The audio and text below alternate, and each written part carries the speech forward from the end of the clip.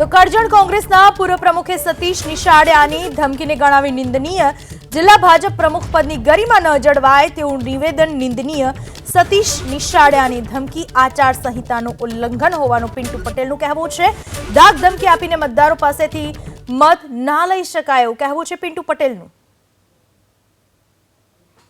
હું એટલું જ કહીશ કે આ જે જિલ્લા ભાજપ પ્રમુખનો જે હોદ્દો છે એના પરથી આ એમને જે નિવેદન આપ્યું છે એ ખૂબ જ નિંદનીય છે। તેમજ આદર્શ આચારસંહિતાનું જે ઉલ્લંઘન કર્યું છે એ તદ્દન પાયાવિહોણું છે। આ રીતના કોઈને ધમધમકીથી મતદારોને મત રીઝવીને લેવાના હોય છે, આવી રીતના ક્યારેય મત લેવાના હોતા નથી। તેમજ પાયાના કાર્યકર્તાને જ્યારે ટિકિટ ના મળે તો એ અન્ય પાર્ટીમાં જઈને ટિકિટ લડી શકે છે, તેમજ ચૂંટણી પણ લડી શકે છે। એ બંધારણમાં લખેલું છે।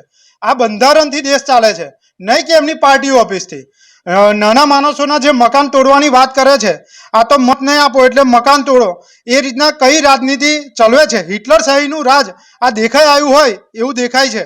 કરજણ નગરપાલિકાની અંદર એક સામાન્ય ચૂંટણીની અંદર જો મતદારોને આટલું ડરાવવા ધમકાવવાની અને મકાન તોડવાની વાતો કરતા હોય તો મોટી ચૂંટણીમાં શું ના કરતી હોય ભાજપ, એ દેખાઈ આવે છે।